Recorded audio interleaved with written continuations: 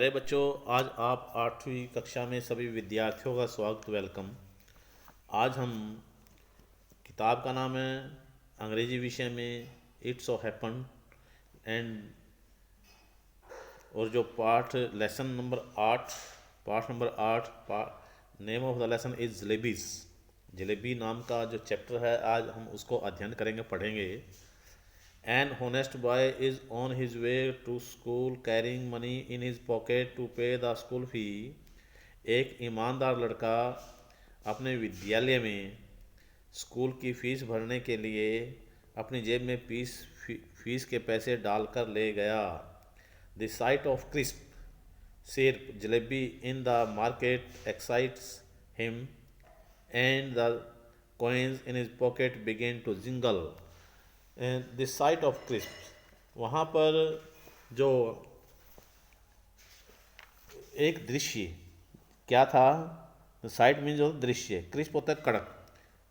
The site of crisp यानी एक कड़क कड़क दृश्य जहाँ पर सिर्फ होता है रस भरी जलेबी, यानी एक रस भरी जलेबी। वहाँ पर एक ऐसा दृश्य है जहाँ पर रस भरी कड़क जलेबी जो कि in the market excites him, बाज़ार में उन जलेबियों ने उनको अपनी ओर आकर्षित किया। And the coin in his pocket began to jingle, jingle होता है खनकना, बोलना। और जो सिक्के थे जेब में उन्होंने खनकना शुरू कर दिया, बोलना शुरू कर दिया। After a long debate with himself, अपने साथ अपने आप में एक लंबी बहस के बाद, ही यील्ड टू स्वीट टेम्पटेशन, वह उस मधुर, उस मिठास भरी जो उसकी इच्छा थी, लालच था, उस मीठे लालच के सामने वह हार गया, उसकी हार हो जाती है। It happened many years ago, यह सब बात कई वर्षों पहले घटी। I was in 5th standard at government school Campbellpur, now called Attock. मैं 6ठी कक्षा में सरकारी स्कूल कंबलपुर में, जो आजकल अटक के नाम से जाना जाता है, 5वीं कक्षा का विद्यार्थी या 5वीं कक्षा में पढ़ता था। One day I went to school with 4 rupees in my pocket to pay the school fee and fund. एक दिन मैं स्कूल में अपनी जेब में 4 रुपये डालकर स्कूल की फ़ीस भरने के लिए ले गया। When I got there, I found that the teacher who collected the fees, Master Ghulam Muhammad, was on leave, and so the fees would be collected the next day। मैंने पाया कि जिस अध्यापक ने, जिसका नाम था श्रीमान गुलाम मोहम्मद, फ़ीस इकट्ठी करनी थी, वो आज छुट्टी पर था, इसलिए आज फ़ीस नहीं भरी जाएगी, अगले दिन फ़ीस इकट्ठी होगी। All through the day the coin simply sat in my pocket, सारा दिन भर वो सिक्के मेरी जेब में चुपचाप पड़े रहे। But once school got I was outside, लेकिन ज्यों ही स्कूल बंद हुआ या स्कूल की छुट्टी हुई, मैं बाहर निकला। दे बिगेन टू स्पीक, उन्होंने बोलना शुरू किया। ऑल राइट, ठीक है, कॉइन डोंट टॉक, सिक्के प्यारे सिक्को बातें नहीं करते। दे जिंगल और खनक, वे खनकते रहे, खड़क खड़क करते रहे। But I am telling you that they actually spoke, लेकिन मैं तुम्हें बता रहा हूँ दैट डे, उस दिन वे वास्तव में बोले। One coin said, what are you thinking about, एक सिक्का बोला कि आप क्या सोच रहे हैं। Those fresh hot jalebis coming out of the कड़ाहो in the shop over there, उनमें से एक सिक्का बोला कि उन ताज़ी जलेबियों के बारे में, ताज़ी और गर्म जलेबियों के बारे में जो कड़ाही में से बाहर निकल रही हैं, उनके बारे में सोच रहे हैं। They are not coming out for nothing, वे ऐसे ही बाहर नहीं निकल रही। Jalebi means meant to be eaten, जलेबियों का अर्थ क्या होता है? जलेबियों का अर्थ होता है जलेबी खाना होता है, उनको खाया जाना होता है। And those only those with money in their pocket can eat them, और उन जलेबियों को तभी खाया जा सकता है जब जेब में पैसे हों। And money is earned nothing, और पैसों का अर्थ कुछ नहीं होता, यानी पैसे का अर्थ यूं ही, पैसे यूं ही नहीं होते।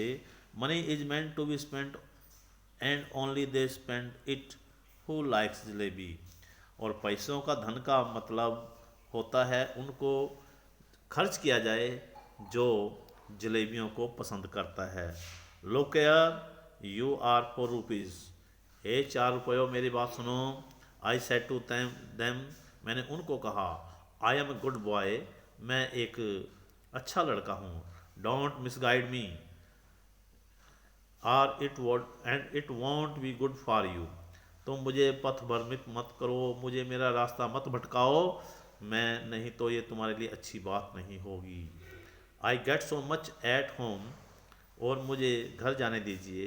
That consider even looking at something in the बाजार सिन, और उनकी इस बातचीत को सुनकर और मैं, that consider even looking at something in the बाजार सिन इन असिन, और मैं जब बाज़ार में जाता हूँ तो मुझे घर पर खाने के लिए बहुत कुछ मिलता है, लेकिन बाज़ार की चीज़ों की ओर देखना मैं पाप मानता हूँ, पाप समझता हूँ।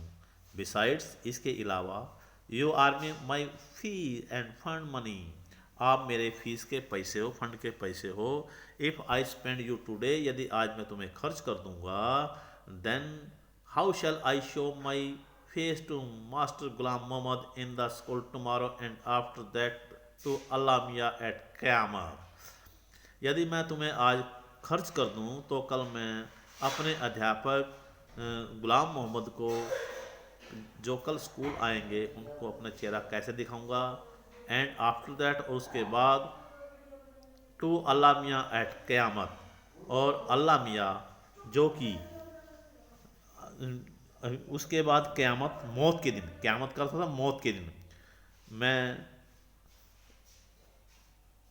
को संभवतः जो अल्लाह मियाँ को यानी मौत को कैसे अपना मुंह दिखाऊंगा।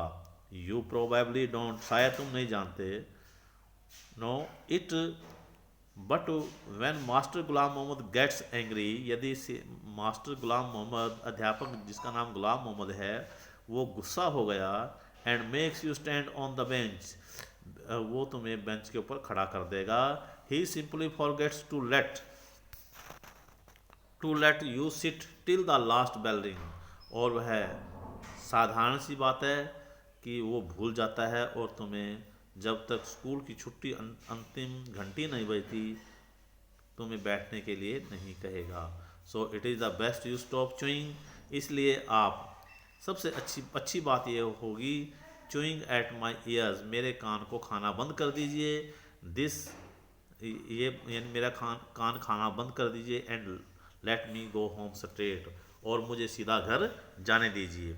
द कॉइन दिस लाइक्ड, सिक्कों को ये बात बुरी लगी। What I had said so much that all them began to speak at the same time, और जो ही मैंने ये बात कही, उन्होंने फिर से बोलना शुरू कर दिया, उसी समय बोलना शुरू कर दिया। There was a clamour that passer by in the bazaar stare, यानी उन सिक्कों का ऊंची आवाज़ सुनकर, शोर सुनकर जो वहाँ से गुजर रहे थे बाजार से, वो हैरानी भरी नज़रों से,